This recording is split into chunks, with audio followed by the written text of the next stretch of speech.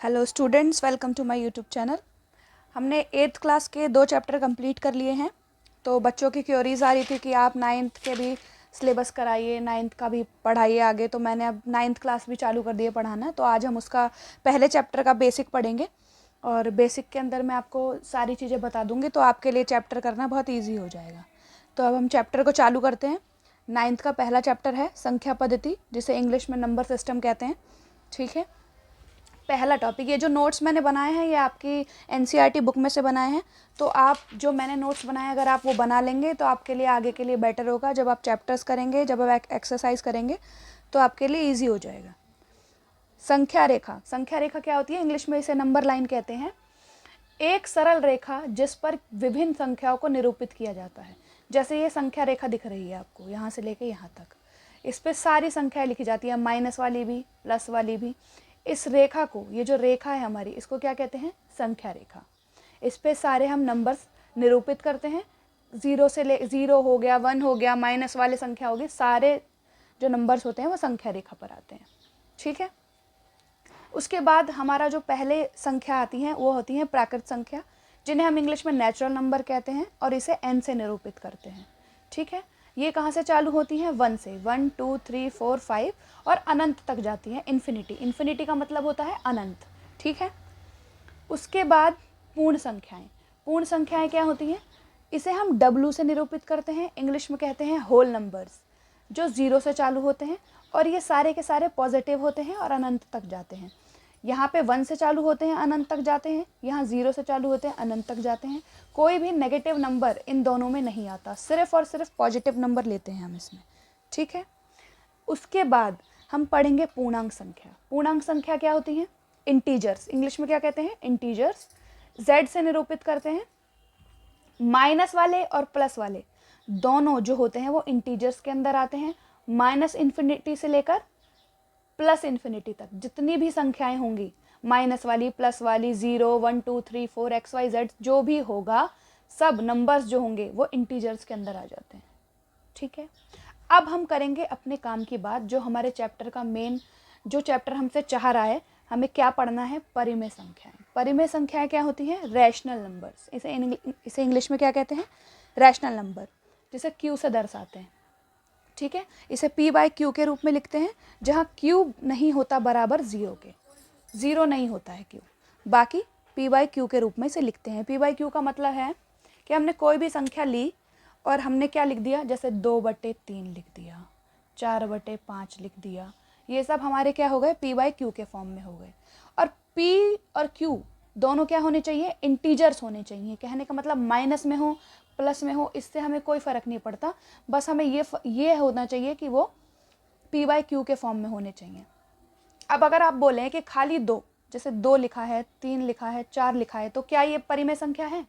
जी हाँ, ये परिमेय संख्या है, क्योंकि इनके नीचे 1 होता है और इसे हम P/Q के फॉर्म में लिख सकते हैं। तो ये भी क्या हो गई? हमारी रैशनल नंबर्स। ठीक है, ठीक है, परिभाषा इसकी दी हुई है। एक संख्या R, ये संख्या जो भी है R मान लिया है उसे, रैशनल नंबर परिमेय संख्या कहलाती है। इसे R से निरूपित करते हैं। ठीक है, यदि इसे P/Q के रूप में लिखा जा सकता हो, जहाँ P और Q पूर्णांक हो, मैंने क्या बताया आपको? पूर्णांक हो, माइनस के हो, प्लस के हो, इससे हमें कोई फ़र्क नहीं पड़ता, बस वो नंबर्स होने चाहिए माइनस इन्फिनिटी से लेकर प्लस इन्फिनिटी तक। ठीक है, उसके बाद क्या बोला है उसने? Q हमारा 0 नहीं होना चाहिए। कहने का मतलब ये है कि कोई संख्या हमने ली 5/0, तो ये हमारी परिमेय संख्या है? नहीं, इसे हम कंसीडर नहीं करेंगे, क्योंकि नीचे अगर 0 है, 3/0, 2/0, तो ये हमारी परिमेय संख्या नहीं है। क्योंकि नीचे 0 आ जाता है तो ये अनडिफाइंड हो जाता है, इसे हम कैलकुलेट नहीं कर सकते, इसे हम डिफाइन नहीं कर सकते, इसे निकाल नहीं सकते। तो इस वजह से नीचे 0 नहीं आना चाहिए। और बाकी जितनी भी संख्याएं होती हैं सारी क्या होती हैं? परिमेय संख्याएं। कुछ और भी संख्याएं हैं जो परिमेय संख्या नहीं होती, वो हम आगे चैप्टर जब अभी कंटिन्यू करेंगे तब हम पढ़ेंगे। लेकिन अभी के लिए आप इतना जान लीजिए कि जो भी हम P/Q के फॉर्म में लिख सकते हैं, जो P और Q है उसमें वो हमारे पूर्णांक होने चाहिए, तो वो हमारी क्या है? परिमेय संख्याएं। ठीक है, उसके बाद जैसे हमें बोल दिया कि परिमेय संख्या 6/7 है। ठीक है, 6/7 को हम संख्या रेखा पे कैसे दर्शाएं। अब हमें दे दिया 6/7, तो क्या करते हैं हम पहले, अगर 6/7 दिया है तो इसका डिवाइड करके देखते हैं। तो अब 7 के टेबल में 6 तो आएगा नहीं, तो हम क्या करेंगे, यहाँ लगाएंगे 0 पॉइंट, ठीक है। फिर यहाँ पर क्या लग जाएगा 0। अब इसको हम जो भी काटेंगे, जैसे 7 से काटेंगे 60 तो आएगा नहीं 7 के टेबल में, तो 7 8 जा 56 समथिंग आएगा, ठीक है। ये 4 बचेगा, फिर ये कंटिन्यू चलेगा। तो हम इसे ऐसे ना दिखा करके डायरेक्ट क्या दिखा देते हैं, ये किसके बीच में आ रहा है, 0 से लेकर 1 के बीच में आ रहा है ना ये आंसर हमारा। तो हम क्या करेंगे, एक संख्या रेखा खींचेंगे, ठीक है, और यहाँ 0 से लेकर 0.7, 0/7, 1/7, 2/7, 3/7, 4/7, 5/7, 6/7 और 7/7। तो हमें क्या निकालना था, 6/7। तो ये 0 से लेकर 1 के बीच की संख्या है यार, क्योंकि हम अगर 7 को काटेंगे 7/7 को, तो ये क्या बनेगा, 1 बनेगा, और ये हमारा क्या बनेगा 0, और 0 से 1 के बीच में ही आ रहे हैं, तो हमारा क्या हो गया 6/7, ये हमारा आ गया। समझ में आया, ठीक है। अब हम क्या पढ़ेंगे, अपरिमेय संख्या। अपरिमेय संख्या को इंग्लिश में क्या बोलते हैं, इर्रेशनल नंबर्स। वे संख्याएं जिन्हें हम p/q के रूप में नहीं लिख सकते। जैसा कि मैंने अभी आपको पीछे बताया कि जो संख्याएं होती हैं 5/0, 3/0, ये सब क्या हैं, अपरिमेय संख्या हैं, नहीं लिख सकते। इसे q से प्रदर्शित किया जाता है, ठीक है, इसे q से प्रदर्शित किया जाता है। ये 5/0 हो गई, और बाकी जैसे उदाहरण मैंने यहाँ लिखे हैं √2, √3, मतलब ऐसे अंडर रूट जिन्हें हम रूट से बाहर नहीं निकाल सकते। जैसे अगर √4 दिया होता, ठीक है, अगर √4 दिया होता तो हम उसे बाहर निकाल सकते थे। ये देखें, अगर √4 दिया होता, हमें √4 दिया होता तो हम क्या करते, 2 × 2, अब 2 जने हो गए, मतलब 2 बारी आ गया, 2 × 2, तो क्या करते हैं, एक 2 बाहर निकल आता है। पर अगर √2 दिया है तो हम इसे बाहर नहीं निकाल सकते, √2 का 2 रहेगा, और इसकी वैल्यू कुछ 1.141 कुछ समथिंग आती रहती है, और ये कंटिन्यूअस आती रहती है, ठीक है। ऐसे ही कुछ और एग्जाम्पल मैं आपको बता देती हूँ, जैसे कि √9 है, ठीक है, तो इसे हम क्या लिखेंगे, 3 × 3, तो इसका भी 3 बाहर आ जाएगा। तो ये परिमेय संख्या है, क्योंकि इसे हम कैसे लिख सकते हैं, 3/1 लिख देंगे, तो ये p/q के फॉर्म में आ गई। तो ये हमारा क्या है, परिमेय संख्या है, ठीक है। तो ये आपको समझ में आया कि मैं आपको क्या समझाना चाह रही हूँ। ऐसे अंडर रूट जो रूट के बाहर नहीं आते, ठीक है, वो क्या होते हैं, इर्रेशनल नंबर्स, ठीक है। और ऐसे रूट जो रूट के बाहर आ जाते हैं, वो क्या होते हैं, रैशनल नंबर, परिमेय संख्याएं। समझ में आया आपको। ये कुछ एग्जाम्पल्स मैंने लिखे हैं, तो आप अपनी कॉपी में उतार लेंगे। अब हम बात करेंगे वास्तविक संख्या की। वास्तविक संख्याएं क्या होती हैं, इन इंग्लिश में क्या कहते हैं, रियल नंबर्स। परिमेय संख्या व अपरिमेय संख्याओं के संग्रह को क्या कहते हैं, वास्तविक संख्याएं कहते हैं, ठीक है। इसे बड़े आर से निरूपित किया जाता है। कहने का मतलब ये है कि जितनी भी संख्याएं होती हैं, प्लस वाली, माइनस वाली, बटे वाली, पाई, अंडर रूट, ये सब संख्याएं किसके अंदर आ जाती हैं, वास्तविक संख्याओं के अंदर, ठीक है। अब हम ये देखेंगे कि हम जो रूट वाली जो संख्याएं होती हैं उन्हें हम कैसे दिखाते हैं नंबर लाइन पर, ठीक है। संख्या रेखा पर अंडर रूट का स्थान पाइथागोरस प्रमेय के दौरान हम इसे दिखाएंगे। पाइथागोरस प्रमेय क्या होता है, कर्ण का स्क्वायर बराबर आधार का स्क्वायर प्लस लंब का स्क्वायर। ये हमने किस में पढ़ा था, 8वीं कक्षा में और 7वीं कक्षा में, ठीक है। तो इस फॉर्मूले पर हम क्या करेंगे, इसको पहले निकालेंगे। हम क्या मान लेंगे, आधार इसका क्या मान लेंगे 1, और लंब क्या मान लेंगे, इसका 1 मान लेंगे, ठीक है। तो कर्ण हमें निकालना है, तो हम कर्ण को क्या कर देंगे, कर्ण का स्क्वायर छोड़ देंगे, बराबर 1 का स्क्वायर आधार का स्क्वायर और प्लस लंब का स्क्वायर यानी कि 1 का स्क्वायर। 1 का स्क्वायर करेंगे, क्यूब करेंगे, कितना भी घात हो 1 की, वो हमारी क्या रहती है, 1 ही रहती है। तो 1 और 1 कितना हो गया, 2। कर्ण का स्क्वायर बराबर 2 है। अब जो स्क्वायर होता है, वर्ग होता है, ये इधर जाकर वर्गमूल बन जाता है। तो कर्ण बराबर क्या हो गया, √2। अब हमने ये तो देख लिया कि हमने इसे निकाला कैसे। अब हम ये सीखेंगे कि इसे संख्या रेखा पर कैसे दर्शाते हैं। ठीक है, को संख्या रेखा पर दर्शाएंगे। ठीक है, तो हम क्या करेंगे, एक पन्ना ले लेते हैं, उसके बाद हम क्या करेंगे, एक लाइन खींचेंगे। ये लाइन हमने खींच दी, सीधी लाइन। ठीक है, ये लाइन हमने खींच दी। ठीक है, अब हम प्रकार को खोलेंगे, जितना हमें खोलना है उतना हम एक बार के लिए खोल लेंगे, फिर उसके बाद इसे छेड़ेंगे नहीं। तो ये हमने खोल लिया, उसके बाद हम क्या करेंगे, इसको हम क्या मान लेंगे, एक इकाई मान लेंगे। तो एक इकाई के हिसाब से हम चाप लगाएंगे। ठीक है, यहाँ से 1 2 3 4। ठीक है, अब हमने जहाँ से बिंदु लगाया था यहाँ से, तो इसको हम क्या मान लेंगे, 0। ठीक है, क्या मान लेंगे, 0। ये हो गया 1, ये हो गया 2, ये 3, ये 4। ये इकाइयाँ हो गई हमारी 1 2 3 4। ठीक है, अब हमने क्या माना था, लंब, आधार को क्या माना था, 1 माना था, और लंब को क्या माना था, 1 माना था। तो हम क्या करेंगे, 1 पे, ये जो 1 है इस पे हम क्या करेंगे, वो बनाएंगे 90 डिग्री का कोण। ये 90 डिग्री का कोण था ना, जब हमारा लंब था ये 90 डिग्री के कोण पे था। तो लंब का मतलब क्या होता है, 90 डिग्री का कोण। तो यहाँ पर D से हम नापेंगे 1 पे और 90 डिग्री की सीधी लाइन खींचेंगे।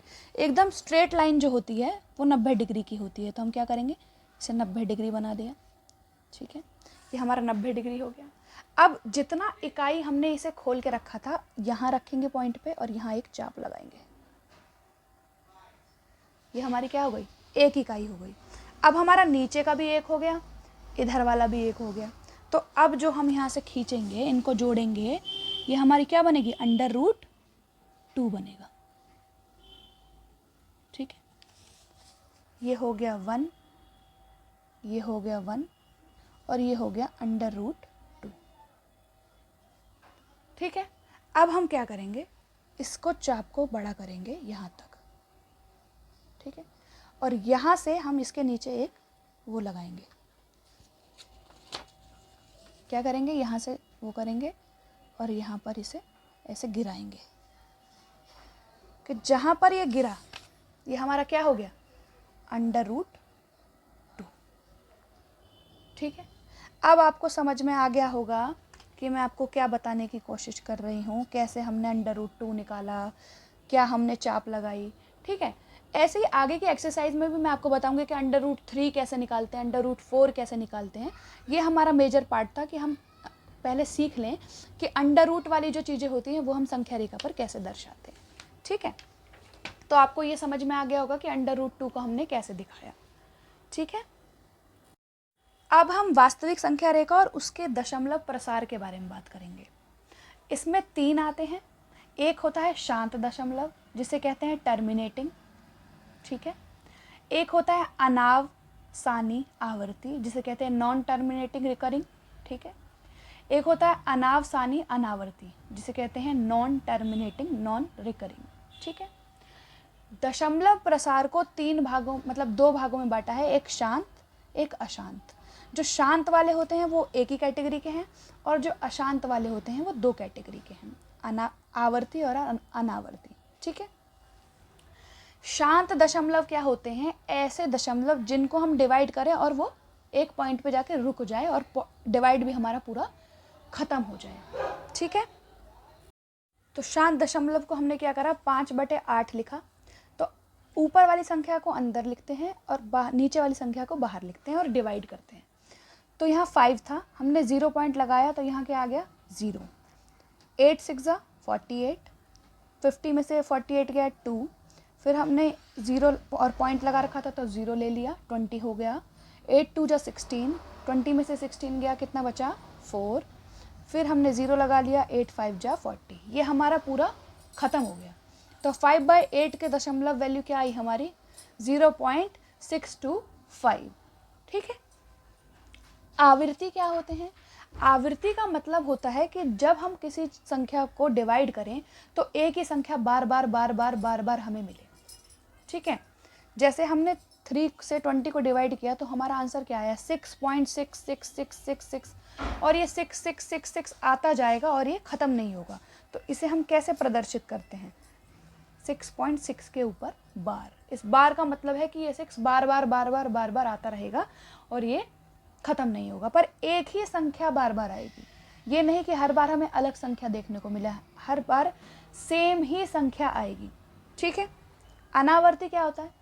अनावर्ती वो होते हैं जब हम डिवाइड करें तो वो एक तो ख़त्म ना हो और ऊपर से हमें हर बार अलग संख्या मिले। जैसे यहाँ पर क्या हो रहा था, हमें सेम संख्या मिल रही थी 6, बट यहाँ पर क्या होगा, यहाँ पर हर बार अगर हम डिवाइड करेंगे तो हर बार अलग संख्या देखने को मिलेगी। ठीक है, इतना जान लिया आपने। उसके बाद शांत दशमलव जो होते हैं इन्हें हम p/q के फॉर्म में लिख सकते हैं। जैसा हमारा आंसर आया 0.625, 0.625 अगर हम इसका पॉइंट हटाएंगे तो 1 2 3 डिजिट हैं, तो यहाँ पर 3 0 लगाकर 1 लगा देंगे। यह हमारा p/q के फॉर्म में आ गया। ठीक है, इसका देखते हैं, इसको हम कैसे लिख सकते हैं p/q के फॉर्म में। इसमें क्या करते हैं, जैसे हमने कोई संख्या ली 0.3333, तो इसको हम क्या लिखेंगे 0.3 के ऊपर बार। माना x बराबर, मान लेते हैं कि जो ये है हमारा 0.3333, ये हमारा क्या है x है। ठीक है, फिर हम क्या करेंगे, दोनों तरफ 10 का गुणा कर लेंगे, इस तरफ भी और इस तरफ भी। तो ये क्या हो जाएगा 10x और ये हो जाएगा, ये पॉइंट का इधर खिसक जाएगा, 10 से इंटू करते हैं तो एक डिजिट आगे आ जाता है, तो 3.333 हो जाएगा। ठीक है, 10x बराबर है, इसे हम कैसे लिख सकते हैं 3 प्लस 0.333। ठीक है, उसके बाद 10x बराबर 3 प्लस, इसको हमने क्या माना था x, तो x लिख दिया। 10x ये प्लस का है, इधर आएगा तो माइनस का, इधर बराबर 3। 10 में से x गया 9x, 9x बराबर 3, x बराबर 3/9, ये इंटू का इधर आएगा तो डिवाइड का हो जाएगा। 3 के टेबल से अगर हम दोनों को काटेंगे तो कितना आएगा 1/3। ठीक है, इसके बाद इस चैप्टर में कुछ बातें हैं जो आपको याद रखने वाली हैं। जैसे परिमेय संख्या में अगर अपरिमेय संख्या प्लस करें या माइनस करें तो हमें क्या मिलती है अपरिमेय संख्या। जैसे ये है 2 है परिमेय संख्या, प्लस करेंगे √2 तो हमें क्या मिलेगा 2 प्लस का √2। ये कौन सी संख्या है, ये है अपरिमेय संख्या। ठीक है, परिमेय संख्या को गुणा या डिवाइड करेंगे अपरिमेय संख्या से तो क्या मिलेगा अपरिमेय संख्या। यदि हम 2 परिमेय संख्याओं को जोड़ें, घटाएं, गुणा करें, भाग दें तो परिमेय परिणाम जो है क्या आता है, परिमेय व अपरिमेय कुछ भी हो सकता है। ठीक है, ये चीज़ें आपको याद रखनी है। चैप्टर में आपसे क्वेश्चन पूछे जाएंगे तो आपको ये चीज़ें अगर याद होंगी तो आप आसानी से आंसर कर पाएंगे। ठीक है, उसके बाद वर्गमूल के संबंधित नियम दिए हुए हैं, ये कुछ हमारे फॉर्मूले हैं, ये आपको इसका स्क्रीनशॉट ले लेना है और अपनी कॉपी में आपको इन्हें उतार लेना है। ये हमें आगे काम आएंगे। जैसे जैसे चैप्टर आएंगे मैं आपको ये धीरे धीरे समझाती रहूँगी, ये हमने कैसे किया, ये हमारा आंसर कैसे आया। फ़िलहाल के लिए आपको ये क्या करना है, इसको पढ़ना है, इसकी कॉपी में उतारना है और इन्हें याद करना है। जब ये आपको याद हो जाएंगे तो एक्सरसाइज करना आपके लिए बहुत ईजी हो जाएगा। ठीक है, तो ये चीज़ें जो हैं ये और ये घातांक संख्याओं के नियम है, ये तो हमने 8वीं कक्षा में पढ़े हैं, 7th में भी पढ़े हैं। तो ये नियम आपको पता होने चाहिए। ये नियम अगर आपको पता हैं, ये वाले और ये वाले, तो आप क्या कर पाएंगे, अच्छे से इन्हें याद कर लें तो आपके लिए चैप्टर बहुत ईजी हो जाएगा। ठीक है, ये अभी इस चैप्टर का इंट्रोडक्शन है जो मैंने ख़त्म करवा दिया है। ठीक है, इसके बाद मैं आपको आज शाम को नहीं तो कल सुबह आपको 1.1 और 1.2 दोनों करवाकर YouTube पर डालने वाली हूँ। तो कृपया आप चैनल के साथ बने रहें और चैनल को लाइक करें, सब्सक्राइब करें, कमेंट करें। Thank you very much.